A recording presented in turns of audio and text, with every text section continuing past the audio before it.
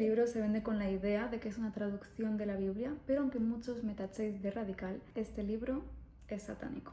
Y no te preocupes porque traigo una serie de varios vídeos analizando este libro en profundidad para que tú también puedas ver la manipulación que hay detrás de estas palabras. Si tú estás leyéndote este libro y lo estás poniendo en práctica, seguramente muchas de las cosas que voy a decir te generen rechazo, incluso igual te pones un poco nervioso. Por eso te voy a pedir que escuches este vídeo con paciencia y con calma y que te cuestiones todo, que lo investigues por tu cuenta. Y si sientes que estás a punto de colapsar, mejor quita el vídeo. Una de las funciones que tiene Satanás es distorsionar la verdad de forma muy sutil. Y este libro es una contradicción muy sutil de principio a fin de la Biblia. No es ni su traducción ni una reinterpretación coherente. Este es el manual de vida de muchas personas con influencia dentro de la New Age. Y yo lo tengo aquí porque también estaba dentro de la New Age y me lo estaba leyendo y poniendo en práctica hasta que Jesús me encontró.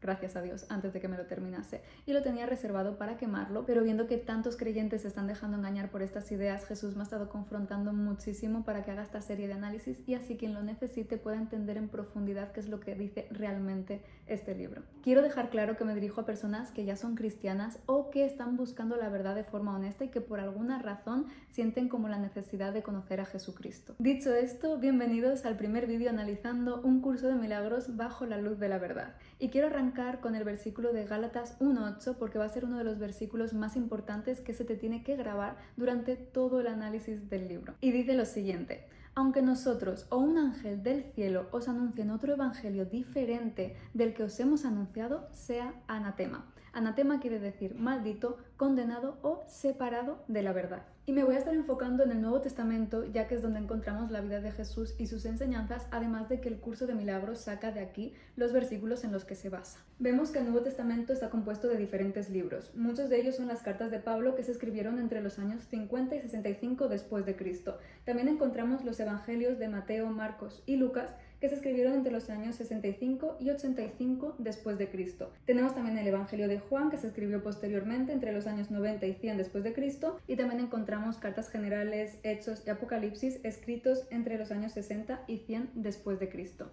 Teniendo en cuenta que el ministerio de Jesús empezó alrededor del año 27 después de Cristo y que se piensa que su muerte y resurrección fueron entre los años 30 y 33 después de Cristo, sabemos que las personas que escribieron el Nuevo Testamento vivieron con Jesús, le conocieron, y las que no le llegaron a conocer conocieron a las personas que conocían a Jesús y vivieron todo su ministerio y todo el revuelo que generó. En cambio, el curso de milagros se escribió entre los años 1965 y 1972 después de Cristo y lo escribió Helen en colaboración de William, que eran dos catedráticos de psicología médica, y Helen es la que recibió el material para escribir el libro. Ella escuchaba una voz la cual identificó como la de Jesús de Nazaret. Cito textualmente: era una voz que no emitía ningún sonido, pero que me presentaba una especie de dictado rápido interno, que yo iba anotando en mi cuaderno de taquigrafía, es decir, es una redacción automática que viene de una voz externa de un espíritu. En el vídeo de hoy vamos a analizar un pequeño trozo del prefacio que da para bastante, pero antes de empezar quiero dejarte clarísimo lo siguiente, que es muy importante para que puedas entender el análisis.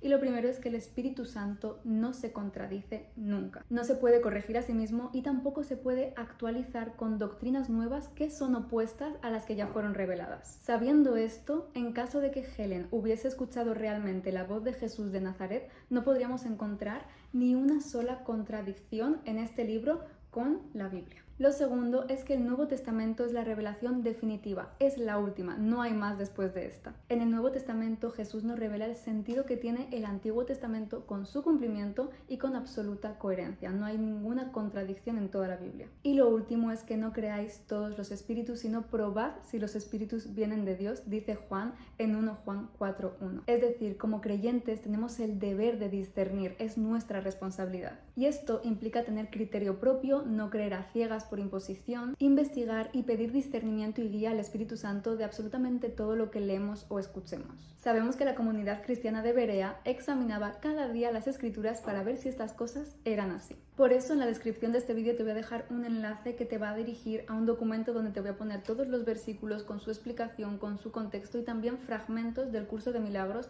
explicados y que hacen referencia a lo que estoy hablando para que tú puedas hacer tu propia investigación, mirar el contexto de los versículos, mirar el contexto de lo que dice dice un curso de milagros y que no te creas absolutamente nada, sino que lo pongas a prueba. Y ya que hemos mencionado la importancia de poner a prueba todos los espíritus si vienen de Dios, ¿cómo los podemos poner a prueba? Porque esto es importante, ya que la voz que recibe Helen a la hora de escribir el curso de milagros es la voz de un espíritu. Como ya hemos dicho, lo primero sería no creer a ciegas, por imposición o de forma automática todo lo que leemos y escuchamos. Otra cosa que podemos hacer también es pedir guía y discernimiento al Espíritu Santo, ya que si tu corazón está buscando la verdad de forma honesta, es voluntad de Dios revelártela. También podemos reflexionar sobre aquello que estamos leyendo o escuchando, examinando cuáles son los frutos que nos está dando o viendo la coherencia que hay detrás del mensaje. Y para ayudarnos podemos hacernos unas preguntas que son bastante reveladoras a la hora de escuchar cualquier sermón, charla, libro o incluso a la hora de leer la Biblia. La primera pregunta sería ¿de qué fuente procede? Supuestamente un curso de milagros procede de la voz de Jesús de Nazaret, entonces hasta ahí todo bien.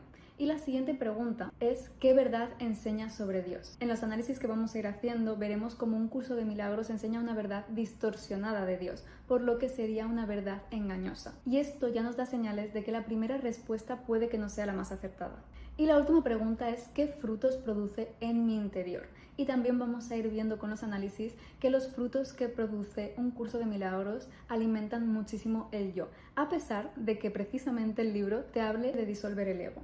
Y el yocentrismo o el egocentrismo no son frutos del espíritu. Dicho todo esto, empezamos con el análisis del párrafo que he escogido, que está hablando justo del libro de ejercicios que tiene el curso de milagros. Y dice lo siguiente: algunas de estas ideas que el libro de ejercicios presenta te resultarán difíciles de creer, mientras que otras tal vez te parezcan muy sorprendentes. Nada de eso importa. Se te pide simplemente que las apliques tal y como se te indica. No se te pide que las juzgues, se te pide únicamente que las uses. Es usándolas como cobrarán sentido para ti y lo que demostrarán que son verdad. Recuerda solamente esto: no tienes que creer en las ideas, no tienes que aceptarlas y ni siquiera tienes que recibirlas con agrado. Puede que hasta te opongas vehementemente a algunas de ellas. Nada de eso importa, ni disminuye su eficacia. Pero no hagas excepción al aplicar las ideas expuestas en el libro de ejercicios. Sean cuales sean tus reacciones hacia ellas, úsalas. He dividido este párrafo en dos partes que vamos a estar analizando y el primero con el que quiero empezar es el que dice es usándolas como cobrarán sentido para ti y es lo que demostrarán que son verdad. Vemos cómo un curso de milagros se basa en el pragmatismo espiritual, es decir, primero veo si funciona y si funciona quiere decir que es verdad. Y el hecho de que una práctica funcione no la convierte en verdadera. Cabe aclarar que muchas de las prácticas de la New Age, por no decir todas, funcionan. Las canalizaciones energéticas, la manifestación, el tarot, la brujería, los viajes astrales, todas estas prácticas funcionan, son reales, pero no vienen de Dios, no vienen de la verdad. Por lo que aunque funcionen, son prácticas engañosas ya que vienen de espíritus engañosos. Y eso a la larga trae consecuencias. Y de esto ya vamos a hablar en un vídeo aparte que voy a hacer, pero de momento quiero que te quedes con esto. Las prácticas que no vienen de Dios también funcionan. La brujería es real, pero que funcionen no las convierte en verdad porque la verdad es Jesús y Jesús las aborrece. Entonces son reales porque funcionan y existen, al igual que las mentiras que son reales y también dan sus frutos, pero no las convierte en verdad porque son engañosas, no vienen de la luz. La verdad no puede contradecirse porque no pueden existir dos verdades opuestas,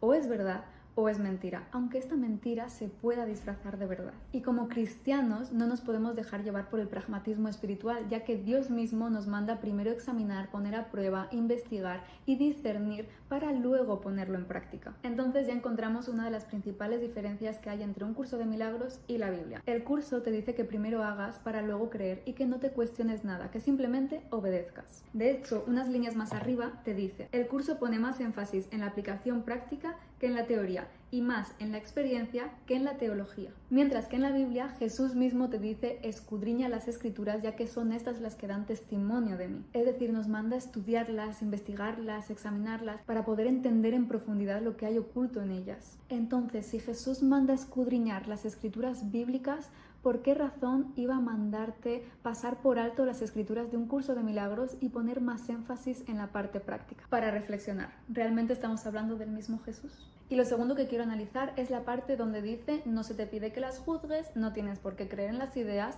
puede que hasta te opongas vehementemente a algunas de ellas y no importa cuáles sean tus reacciones, úsalas. Quiero empezar leyendo 1 Corintios 2 del 10 al 15 que dice lo siguiente: ahora bien, Dios nos ha revelado esto por medio de su Espíritu, pues el Espíritu lo examina todo, hasta las profundidades de Dios. En efecto, ¿quién conoce los pensamientos del ser humano sino su propio Espíritu que está en él? Asimismo, nadie conoce los pensamientos de Dios sino el Espíritu de Dios. Nosotros no hemos recibido el Espíritu del mundo, sino el Espíritu que procede de Dios, para que entendamos lo que por su gracia Él nos ha concedido. Esto es precisamente de lo que hablamos, no con las palabras que enseña la sabiduría humana, sino con las que enseña el Espíritu. De modo que expresamos verdades espirituales en términos espirituales. El que no tiene el Espíritu no acepta lo que procede del Espíritu de Dios, pues para él es una locura. No puede entenderlo porque hay que discernirlo espiritualmente. En cambio, el que es espiritual, es decir, el que tiene el Espíritu de Dios, lo juzga todo.